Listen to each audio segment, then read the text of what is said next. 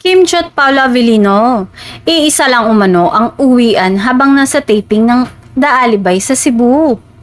Usap-usapan ngayon online ang umano'y pagiging sobrang close ni Kim at Paolo habang nasa Cebu para sa taping ng kanilang bagong serye na The Alibay. Ayon sa mga kumakalat na chika sa social media, di umano'y iisa lang daw ang kanilang inuuwi ang bahay habang ginaganap ang lock-in taping ng proyekto. Dahilan para lalo pang uminit ang espekulasyon tungkol sa tunay na estado ng kanilang relasyon.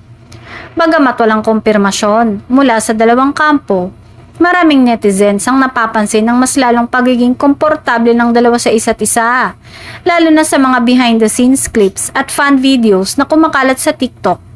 At may ilan pang nakapansin na tila sabay daw umuwi ang dalawa sa iisang sasakyan pagkatapos ng shooting days.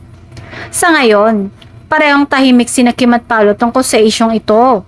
Ang huling pahayag lamang ng aktres ay tungkol sa saya niya sa paggawa ng The Alibay at kung paano siya natutong mas maging intense bilang artista. Si Paolo naman ay nagsabing masaya at magaan ang kanilang trabaho sa serye.